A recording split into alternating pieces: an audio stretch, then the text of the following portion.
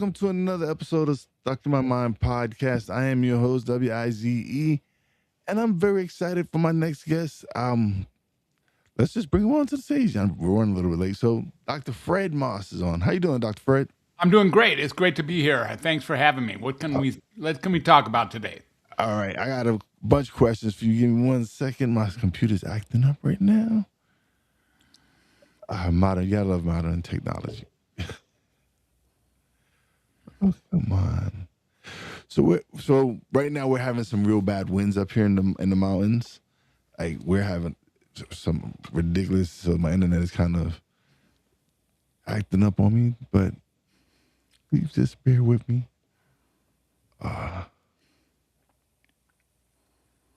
So where are you at, Dr. Fred? I'm in California. I'm in the foothills of the Sierra Nevadas here on the northeast side of California. Oh, okay. I'm up in the Pocono Mountains here in Pennsylvania. Poconos, yeah. Yes. Familiar. Yes. Beautiful. Oh yeah, we just had some icy weather now. Right now we're just dealing with some heavy winds right now. Yeah. It's just really okay. Let's try this.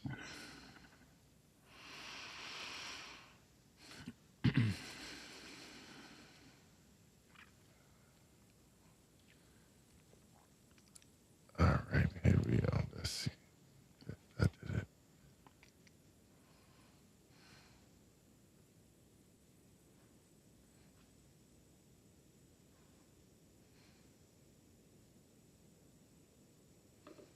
Come on. Sorry, everybody.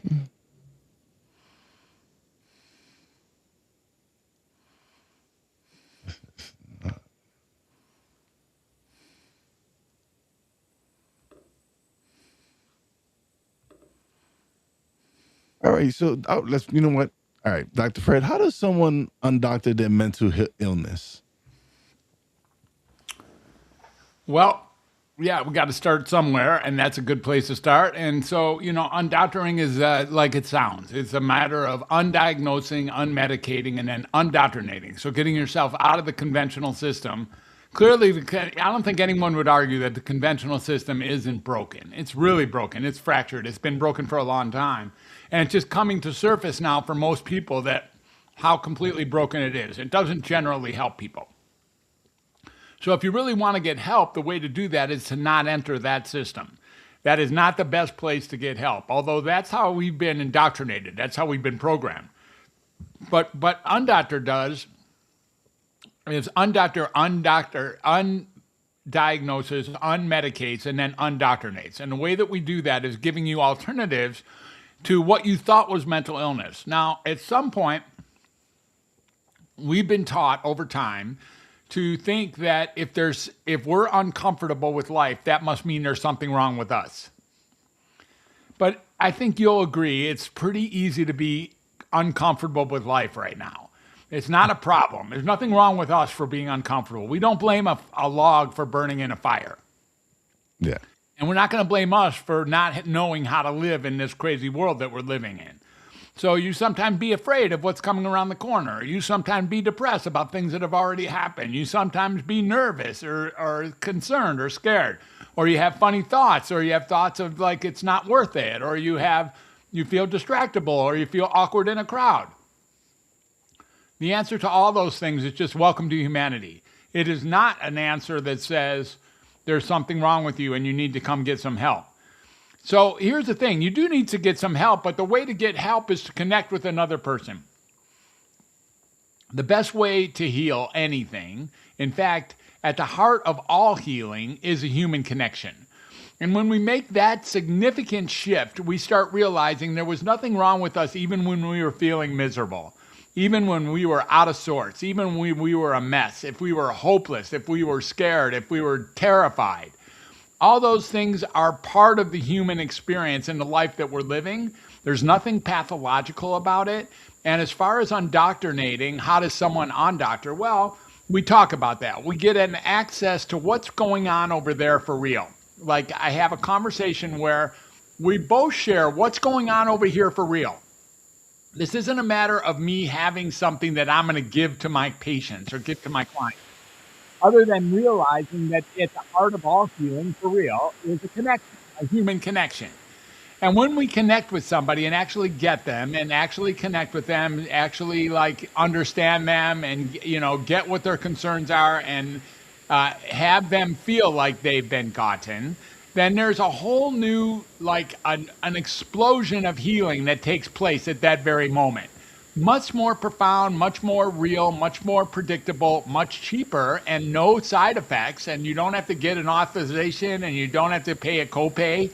All you have to do is connect with another person and create that level of mutual understanding, harmonic frequency.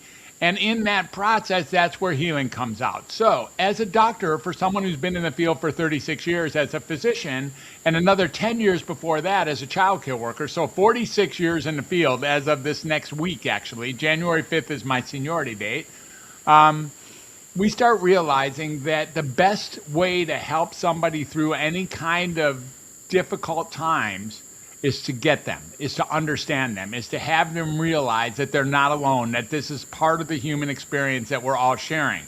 And when we do that, that's when this explosion called healing can actually take place. So that's the essence of Undoctor. Okay. So should medication have a role in treating psychiatric patients? No. However, it does. But should it? No. No. Absolutely not. There's nothing about medications that cures any psychiatric condition ever. No one ever takes medication to cure their condition because it doesn't cure. It doesn't even pretend to cure. It doesn't even market itself as a cure.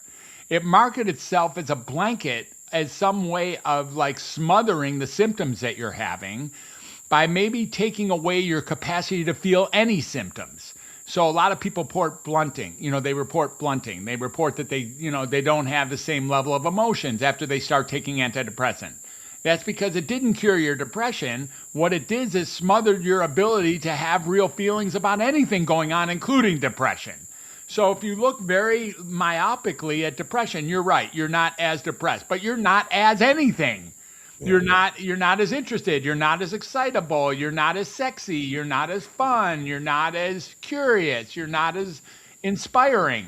All those things get blunted, including depression. It's a very, very large price to pay, the idea of taking away your ability to feel all emotions in order to address depression. Now, the other problem with the medications is the medications are designed to perpetuate the symptoms they're marketed to treat. They're designed to induce those symptoms or increase those symptoms, or in many cases, actually cause the symptoms that they're marketed to treat. Now, where is there a place for medicine? Well, in my world, I still prescribe medicine, but only for one kind of person. And that's a person who comes and sees me. They're already on medicine. They've already bought the farm. They've already rang that bell. They've already believed for some number of months or years that there's something wrong with them. They've already started eating medicine every morning without fail. They wouldn't miss their medicine for anything. They're willing to line up around the block at the pharmacy to get it each and every month. They call me on my off day to make sure that I get it to them right away. And this is not medicine that is really helping them, but it's medicine that they have determined that they need. And in that process, I'm a doctor, I'm a psychiatrist. Who else should you go to for psychiatric medicine? So I'm able to actually rationalize giving medicine to people who are already on medicine and haven't yet learned that they would be better off of medicine. And I'm willing to continue to give them their medicine so that I have a continual relationship with them. So that because it is not the other way around. I'm not giving them medicine so that they're capable of having relationship. I'm giving them medicine because if I stop giving them medicine, they would just go around the corner to somebody else and get the medicine, and they would never learn what it is that I'm sharing with you and your audience today. So you look at it as, okay, this way I'll give them the medication because they're already taking it, but in the process, you're building a relationship with them, and you're trying to show them another way other than medication. Oh, for sure, man, because medications don't help. That's the bottom line. I don't know if you've noticed, there's over 1 billion people who have been diagnosed or who have, there's the recent estimate that I read yesterday is 1.1 billion people have some sort of mental health condition. Now, I don't know if you've noticed when you look around the world, it doesn't appear that the world is any healthier, even though hundreds of millions of them are taking medicine. These are not people who are healthier because they take medicine. The world is becoming less and less mentally healthy. The world is starting to depend on this idea that they have some sort of alphabet soup of a diagnosis.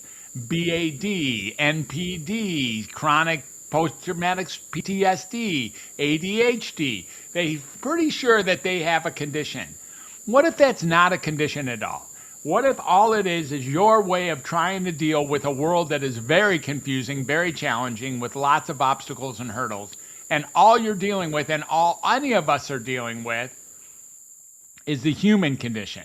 And we're all doing our very best, given everything that we have, to make a difference in this world, to actually be someone who can make a mark. Is that connecting with another person? Maybe it's with your partner, maybe it's with your children, maybe it's with your family, maybe it's with your customers.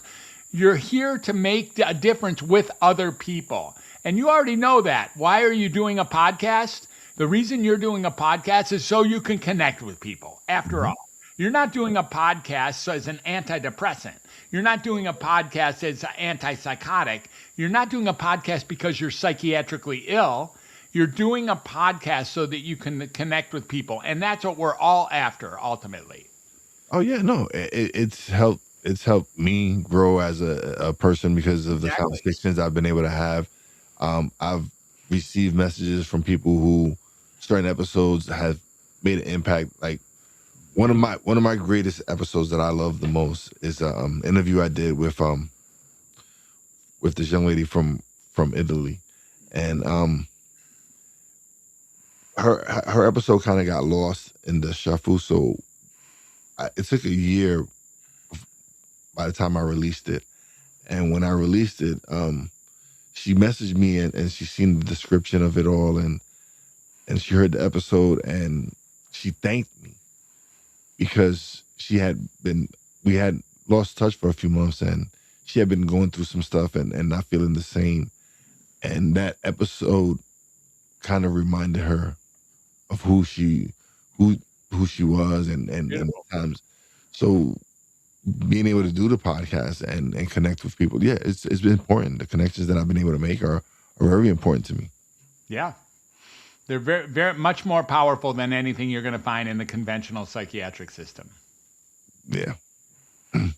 So what do you think society gets completely wrong about healing? What's the question? What is it that you think society gets completely wrong about healing? What do I think that society gets completely wrong about healing? Yeah, about healing, because I think they think there's something wrong with them. Yeah. That's the biggest thing, because if you would get over that there's nothing wrong with you, then you wouldn't have to need to be fixed, and you wouldn't have to. What do you do when there's something wrong with you?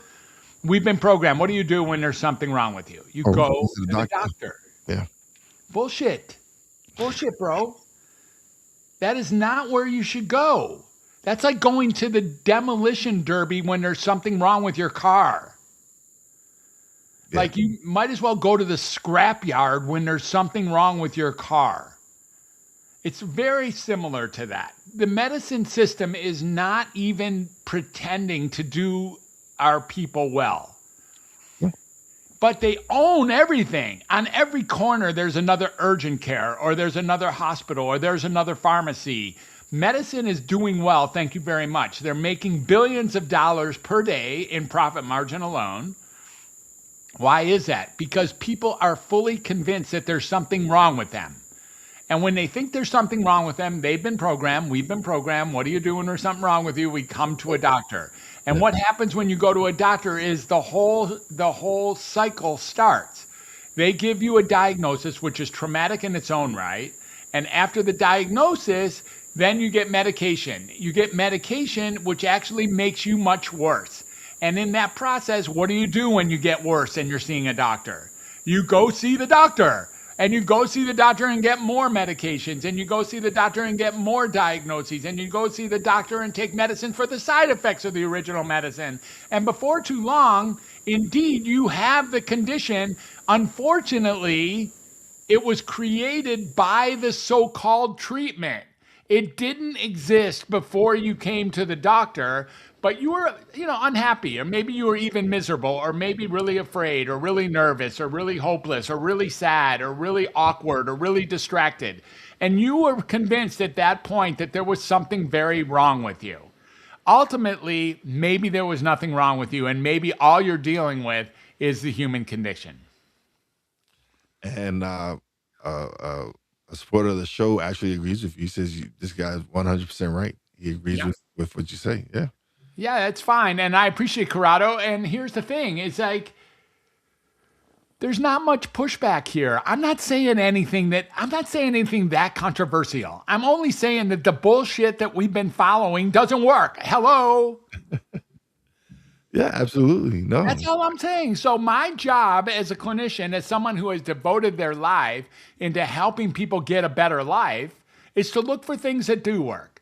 And I have found a whole set of things that really work to get us back to center. Not like there was something wrong with us, but they assist us in getting actually back to our purpose, back to our vision, back to our core values, back to living a life that's worthwhile, back to being a contribution, back to being able to be a father, being able to be a brother, being able to be a husband, being able to be a dad, being able to be a human, being able to be an adult, being able to be an American, being able to be a friend, being able to be an employer, being able to be an employee. All those things are things that many of us are dealing with. And we can do that. We can do that. We don't have to declare ourselves sick in order to do that. So before we're able to do that, we may not feel capable. We may not, know that we have the capacity. That still doesn't mean there's anything wrong with you. Before you start doing something, you don't know how to do it. I promise. It's just the way it is. Before you start doing something, you don't know how to do it. That doesn't mean there's something wrong with you. That means you're just at a space and time where you haven't started doing it. And early on, when you start doing something, you're not very good at it. This is true. It's just true, bro. It's just true. Yeah. That's what makes what I'm saying so much fun. I realized I didn't learn this from reading journals. I didn't learn this in medical school. You know when I learned this? I learned this when I was 3. All of us learned this when we were 3. And then we gave that up thinking there was something better or more right or more correct as we got to be adults. And then our parents and our brothers and our sisters and our friends started going to doctors when they felt like there was something wrong with them. And then they got treated with the way they did. And maybe some of them got a little bit better in the area that they were looking at. We already explained how that might have occurred inside of the illusion of an antidepressant. Yeah. And then when they get better, we hear these stories, or someone posts a story like, I took my Celexa and it changed my life forever. Now, it does change your life forever. I'll give you that. It is a mind-bending drug for sure. But what it does to change your life is so crucially counterproductive in so many areas that we don't give that enough credit. We think if we keep looking, did my depression go away? The answer might be yes. But if we veer out of 10,000 feet or 30,000 feet, we get to ask the question, did everything go away? Well, look at it. Oh, side effects. Everything has side effects, and they say it so fast, right? They say all the side effects so fast. Well, here's the thing about side effects. Side effects are not side effects. Side effects assume that there's something good happening, and these are the bad things. That's what a side effect is. Now, it's not a side effect. It's actually an effect. It's what the drugs cause. Oh, yes. So when you start looking at the truth here and not give in to the idea that it's a side effect, as if there is something nourishing in the middle and these are side effects, no, dude, there's nothing nourishing in the middle. There's no side effects. These are the effects of taking these drugs. So your sex goes away, so you eat too much, so you get fat, so you start shuffling, so you stop drooling. You start drooling, so your sleep goes bad. Whatever. So you start stuttering or whatever it is that you start doing, and then you say, "Oh, that's a side effect of my medicine." No, it isn't. It's an effect of your medicine. It's an effect of your medicine. And it's not the medicine that's the problem. This is a really important piece. So before I go too far, I want to give a disclaimer that I always do on podcasts because it's very important. There's probably a group of people in this audience who are listening to me today who are pretty sure that they're diagnosed and they're really happy with their treatment. They've got their therapist, they've got their doctor, they've got their counselor, they love their counselor, doctor, or therapist. Their life was sucked beforehand and now it's so much better. Maybe they take medicine, they get some kind of therapy, they wouldn't leave it for the world. They think it's the best thing since sliced bread. Here's what I have to say to those people. Please keep doing exactly what you're doing. Because if you have reached that point in any area of life, if you have reached a point where you wouldn't trade this for anything, that is such a powerful position. I wish I would have reached that anywhere in my life ever. I've never reached that point ever in any area of my life. But if that's where someone is with respect to their mental health and their, mental treatment, Yeah. by all means, dude, please keep doing what you're doing and teach people how to have what you have. On the other hand, this conversation is really not for them. And they can realize I'm only talking to people and letting them know that there was nothing wrong with them. There was nothing wrong with them to begin with. You can assume that there's something wrong with you if that makes you feel better. If that actually helps you through the world, if you think you're handicapped as you are, and that's really important for you as your identity, please keep doing that. It's no problem. I'm not upset. I don't think you're wrong. It's all good. I know a lot of people who actually think that way. What I'm really suggesting is that these medicines and the diagnoses both have traumatic effects. If you didn't think there was something wrong with you, you wouldn't need to go to a doctor because you wouldn't need to be fixed. And then when you got to the doctor, they wouldn't work as hard as they do to keep you as a patient forever. Because that's what the whole thing is. It perpetuates the relationship between the doctor and the patient forever. And it creates a power gradient that can't be reconciled. I'm the doctor, I'm the higher. You know how people say sometimes, I don't know, you're the doctor. I'm like, I asked you about you, and you think I know more about you than you? That's just totally absurd. I don't know more about you than you do. I never will know more about you than you do. Nowhere, I didn't go to some magical school called medical school that taught me how to know people more than they do. The truth is, I don't know you any better than you. And in that same frame, I'm not responsible for anything that you do. Yeah. I never have been responsible for anything that you do. I never will be responsible for anything that you do. But inside psychiatry, that notion is lost. For instance, someone comes and sees a psychiatrist and they start them on some medicine, or they don't start them on some medicine, or they start them on some therapy, or they don't start them on some therapy, but they see the psychiatrist. What most people don't realize is that they got a diagnosis for sure. You can't even go one time to a psychiatrist without getting a diagnosis. Psychiatrists must give you a diagnosis in order to be paid. So you now have a diagnosis. It's not erasable from your records. It'll be there forever. Whatever they chose to give you that day, that's what you now have. It's in your record to stay forever.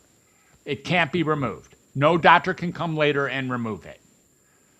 So not only that, you get the idea that, these medicines and these diagnoses are actually like giving you a new identity as well. Let's say you came into my office and you told me you had a set of symptoms. You have really gray skin, it's mottled, you have a big nose, you drink too much water, you eat too many peanuts, and you're a mess in a china shop. I, as a doctor, might take out my book, my DSM-17 or whatever, and go through it. And I look and find, I got your diagnosis. Then you're like, really? Yay. What's wrong with me, doctor? And I say, you're an elephant.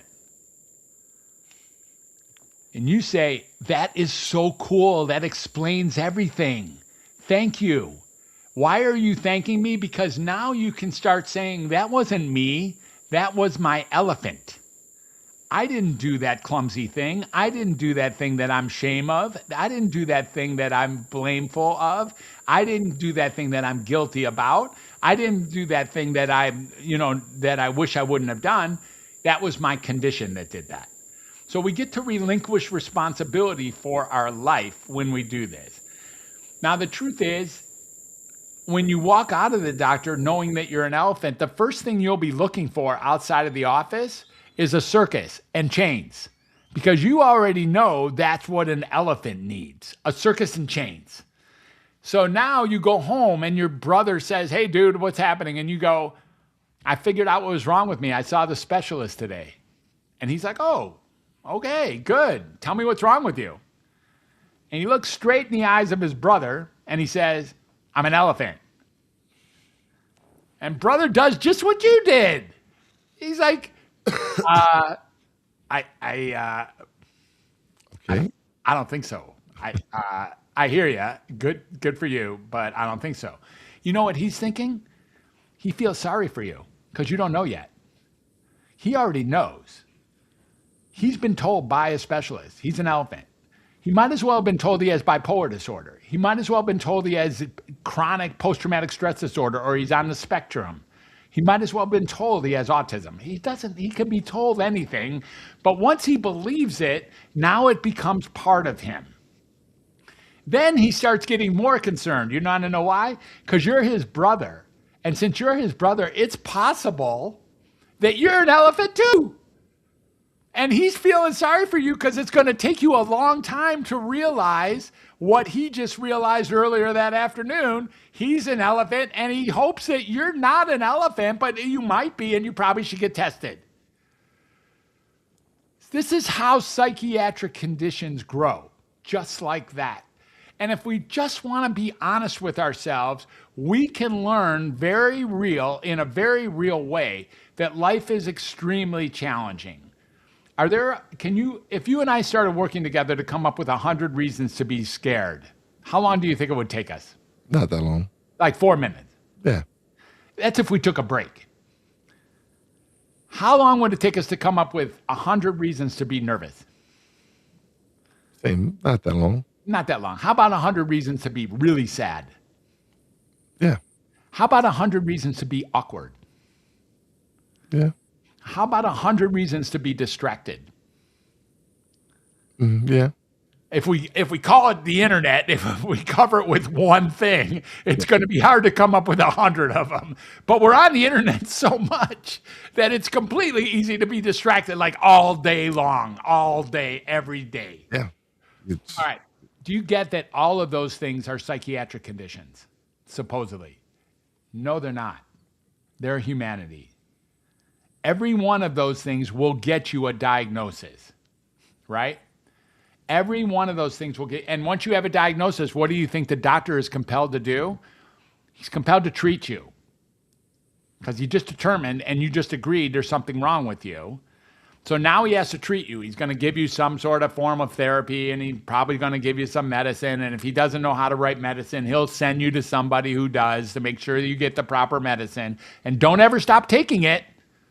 They already teach you that too. Don't you dare stop taking this. You'd be a bad boy if you stop taking it. So here's what I want you to get. I know your diagnosis already, by the way.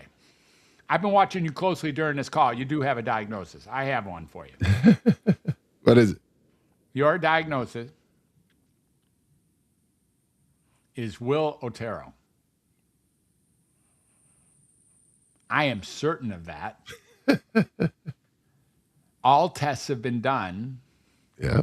You've been walking through the world in your unique way since the day you arrived here with a condition called Will Otero. That's the only condition you have.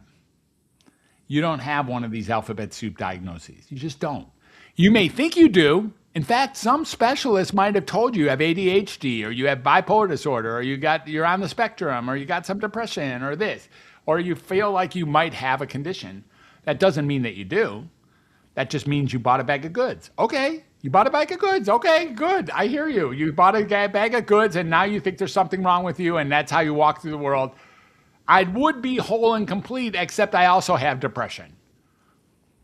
No, you're whole and complete, and part of being whole and complete is to be depressed every so often. Yeah. Yeah, it's life. Yeah.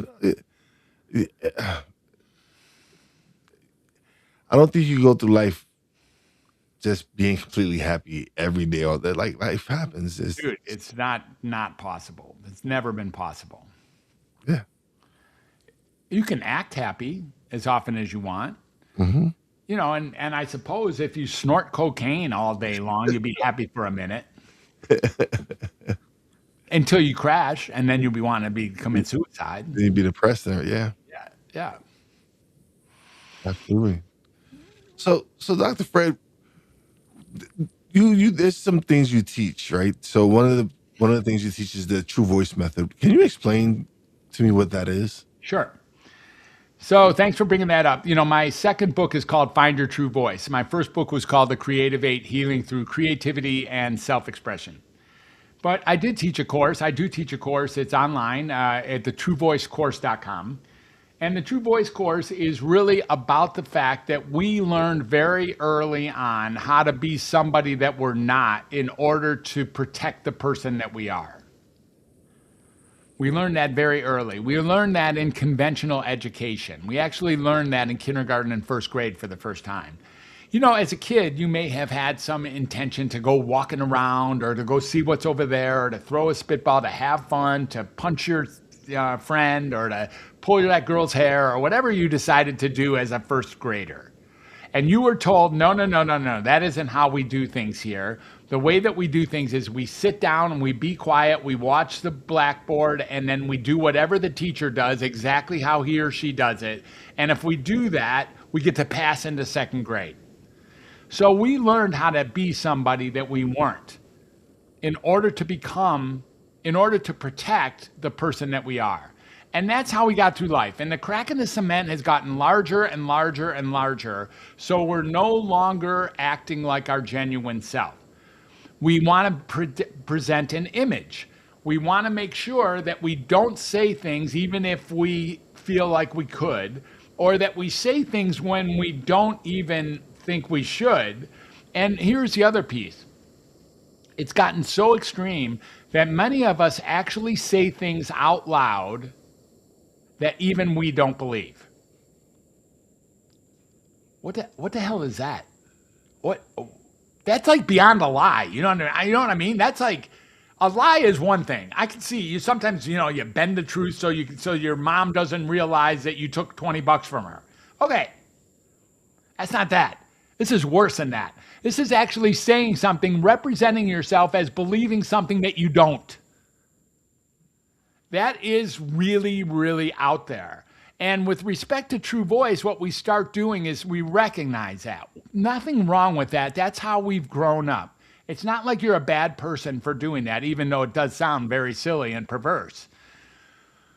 Ultimately, what we really do is help people get back to their core self so that who they're becoming each and every day and who they show up as each and every day and what they say each and every day is more aligned with their center, is more aligned with who they really are. And in that process, we find that human frequency. How do we know that we're there? Because we all know when we're lying. We know when we're not telling our truth. That's already implanted in us. You know when you're acting like somebody that you're not really. Around that girl or around that room or around that group, you act, a little bit more badass or a little bit more afraid or a little bit more something. There's always ways. There's different personas or facades, whatever you put up in different situations. Right. And so you may even be guilty, I know I am, of sometimes saying things that even you don't believe. What we start really addressing is how can we get back to that center? How can we get back to what's already there? We don't have to look out there to find out who we really are. We do not have to look out there to find out who we really are. Who we really are is sitting here underneath all the mud, underneath all the rust, underneath all the cobwebs, underneath all the wreckage. Yeah. Who we are is right here in the middle of who we've been. So by moving those things out of the way, we find our own honest and real human frequency. Why is that important? Because when you show up at that honest and real human frequency, other people get it too. So if you're enjoying this conversation, and I thank you for letting me have, 90% of the floor, that's because you actually are resonating with me at your own human level. Let's say that that's 420 megahertz. It might be 420 megahertz. Let's just say that it is. If it is, that's what this allows for. When we get back to our true self, now we're honestly presenting ourselves closer to being an actual human frequency, and that allows us to have real relationships with people from all walks of life. And that includes prisoners in the prison. That includes old people in the nursing home. That includes people who are locked up in inpatient units. That includes your neighbor. That includes the person of another color. That includes people from a different country. That includes people who think different about COVID. That includes people who think different about Trump. It includes all of these people. They all have this one thing in common. That one thing in common, as far as I can tell, it might not be true, is that they're human. Now, there's some press, the more you watch social media, the more that gets a little bit more questionable if it's really human. Are they reptiles? Are they plebeians? I don't know. I don't really know all that. I'm going to go along the idea that most people that look like humans actually are. Yeah. I'm going to go that for now. For now, I'm going to hang on to that one. They haven't proved it. Not yet. Not yet. I seen some shit that's pretty frightening. I've listen. They say TV doesn't lie, right? So growing up, I remember watching that TV doesn't lie. That's what I'm saying. No, but I mean, so they put out stuff to distract. Like V was one of a show I used to watch growing up with the lizard people and everything disguised as humans. So now that you mention it, it was like, so yeah, they just put it out there to make it think, yeah, it's just a show. It's not the real thing. Yeah, I don't know. Is there people from other planets? What about this comet? I don't know. It almost doesn't matter, because what's really here for me to do is find my core truth. I'm only here temporarily. You're only here temporarily. Yes. The one thing that we're very certain of is that both of us are going to die. We're pretty certain of that. And we don't know what that even means. We don't know if it's better on the other side. We don't know if we come back as a different creature. We don't know if it's worse. We don't know if we disappear altogether. We probably don't disappear altogether. Nothing else seems to disappear. So it's unlikely that humans disappear. But maybe we do. Maybe we do. I don't know. We don't know. That's kind of the thing that we're most afraid of. When we look at fears, if you drill down from any fear that you have, you will see that in some way, shape, or form, it's related to your concern about death. Almost every fear you have, it's like the ultimate biggest fear. Well, at least it didn't kill me. That's what we talk about. Like, the worst fear that we have is the fear of the only thing in life that is inevitable. Yep. Wow. What a bad combination that is. Yeah, so we should focus on ourselves. So what role does presence play in healing that most people overlook? Like, what is it that we're missing in ourselves that we can't see in ourselves that doesn't let us see us? Yeah, I think the biggest thing that we miss, the thing that we miss as humans, is that we're all one. It's not humans versus humans here. It sure looks like it, right? They've separated us. It sure feels that way, like it's them. Like, those people are so wrong. I can't stand them. I don't want to hear from them. I don't want to listen to them. I don't want to care what they have to say or what they do. I don't respect them. They're worthless. They are less than zero. They're the enemy. The truth is, when we start realizing that we as humans are all one, we're really all one. There's one, like we're the fingers on the world's hands. That's all we are. We're the same. We're in the same creature. And when we start realizing that the difference between that person, and you can name whoever you want to name here. You want to name the president, you can do that. You want to name the president of another country, you can do that. You want to name Michael Jordan, you could do that. You want to name, Stanley Kubrick, you can do that. You want to name some actor or actress, it's no problem. You could think that they're different than you. They're not that different than you. They're not that different. Now, they have one condition too. So Susan Sarandon has one condition. You know what her condition is? She's a good actress. She's Susan She's Sarandon. Susan Sarandon. Yeah. That's her condition. That's it. So she's walking through the world as Susan Sarandon. Fred Moss, what do you think my diagnosis is? Fred Moss. Exactly. Thank you. That's the diagnosis I have. I'm not that different than you. I'm really not. And that's the thing that we miss. That we have it that we're over here, they're over there, we're totally different. We don't have anything to share with each other. We don't have the same experiences in life. And that's just not true. In a class of experiences, humans are way more alike than they are different. And I think if we knew that, then we could respect each other as being part of the same one body. And I've actually learned that through podcasting because of the conversations of being able to communicate with people from all over the world, having conversations with people in China, Japan, Australia, Italy, with people connecting with people all over the world, and at the end of the day, we might speak different languages and everything, but at the core of it all, we're the same. Like we all want just the same things in life. It's just and so that's what I've been able to learn through the podcasting and having these wonderful conversations. Yeah, beautiful. So what's one simple practice someone can use today to reconnect with their voice? All right. Well, reconnecting with your voice requires you to get drilled down and find out who you really are. You're going to have to do that. So when you speak and you say something that's after you say it, you realize I really didn't mean that. Has that ever happened to you? Where you say something and you're like, you know what? I really didn't mean to say that. Like maybe you hurt somebody with your words, or maybe you said something that you don't really totally believe, or maybe you caused some damage. When you do that, it's really a good idea to back up and restate what is there. So if you're going to talk about true voice, when it's really, really important is to get that discovering your true voice is a matter of getting to the bottom underneath the muck and listening to that part of you that's been with you the whole time. When you were 3 years old or 2 years old or 5 years old, there was a part of you that you remember now who thought this or that about the world. That is where the gold is. That's the person you've been this whole ride. Even though you look at him, he's a little baby or he's a little kid, he had the gold. He knew why you were here. He understood what life was about. Maybe he was playing a little bit more than you were. Probably he was. Maybe he wasn't taking himself so seriously. Probably not.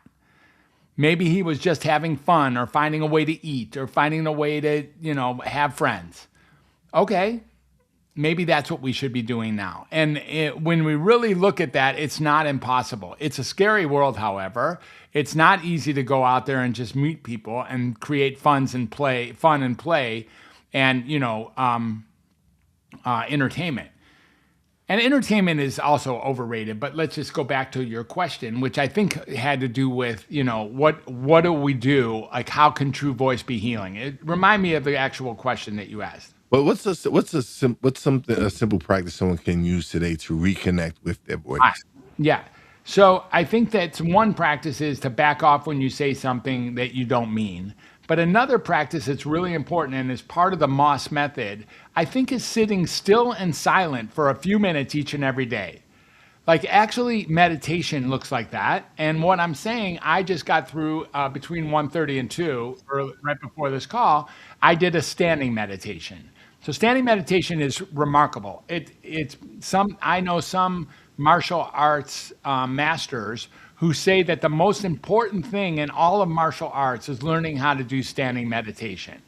And so standing meditation, you stand with your feet shoulder apart, both of them pointed forward, parallel to each other, and then you hold like a beach ball in front of you at your belly level, at the level of your umbilicus, at the level of your belly button. And you just stand there. That's it. You set the timer for 15 minutes. Knees unlocked. Do not lock your knees. And you're looking forward, And if you feel an itch on your face, try not to scratch it. Just deal with it. It's going to go away. You're just here to stand still like a tree. You're pulled up into the heavens from the top of your crown, and you're pulled into the ground from your bottom of your feet, into the ground like an oak tree. And in that process, so much good things happen that set you up in a powerful way for the rest of the day. I could even make a case that my standing meditation before this call has fueled me during this call. Had you got me at 1:30 before my standing meditation, I was a mess. I'm not even sure I had anything to say. And now I did my standing meditation, and I've been aflow during this whole meeting. That's awesome. I'm glad you did your standing meditation.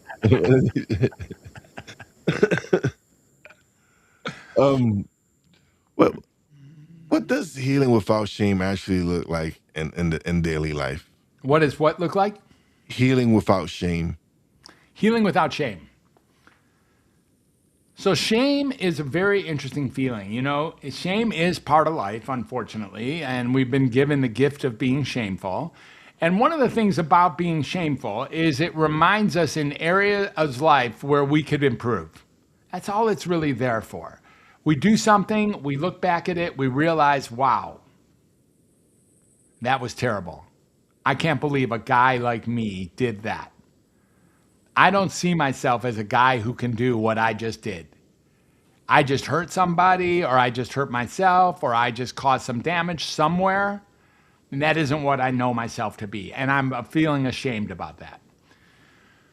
So what is healing without shame is that really it's not about without shame. It's about incorporating shame for the power that it is.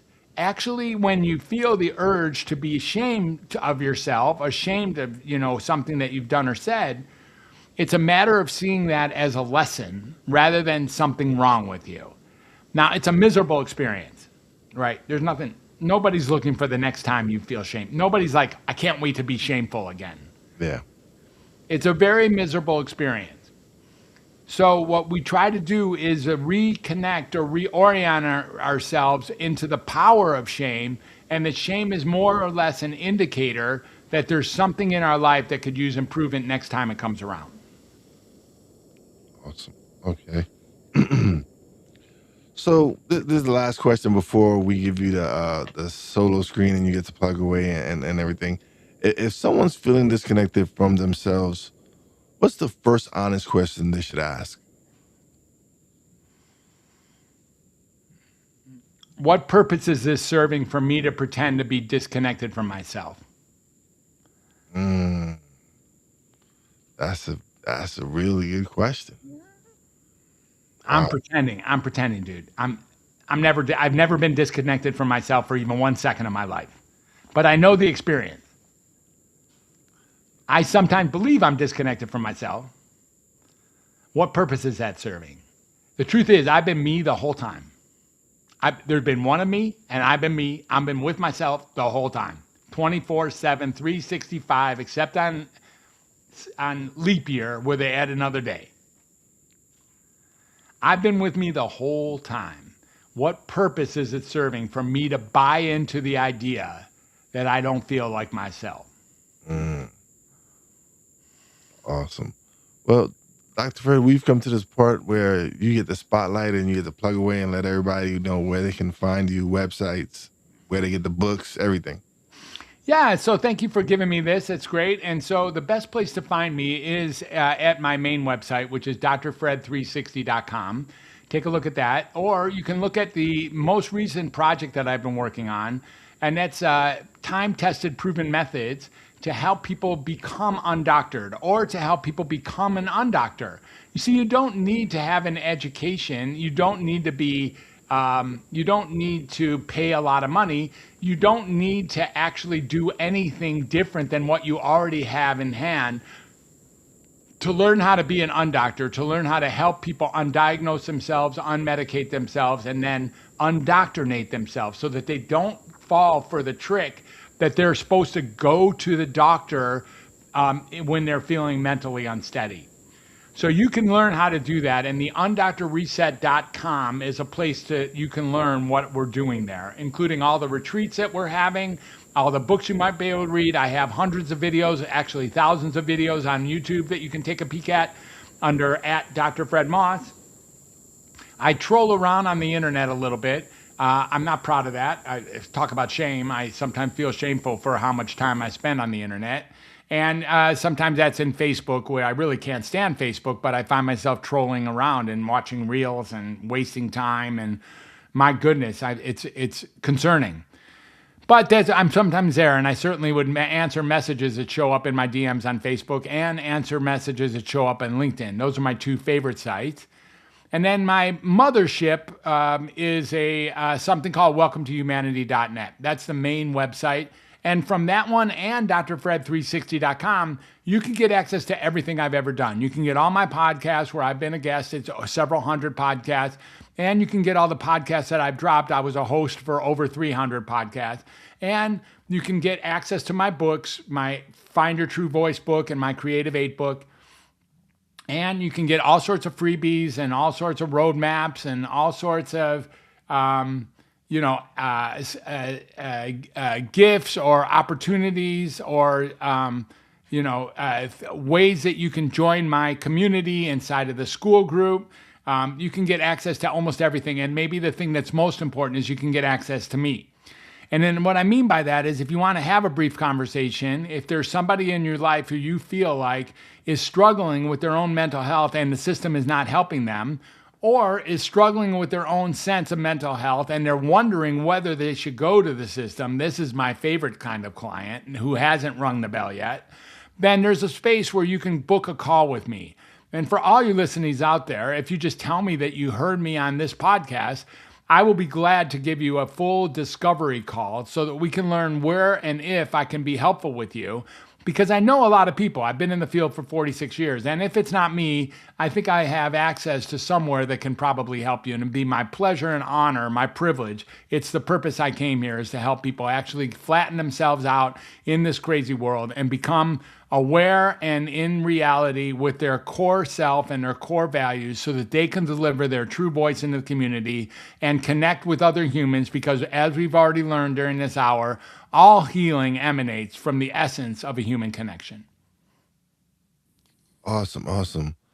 Before we go, Corrado left another comment. He said, great segment today. Thank you. Thank you, Corrado, for stopping by and sharing your comments. Appreciate it. Thank you, Dr. Fred. I appreciate you being a guest.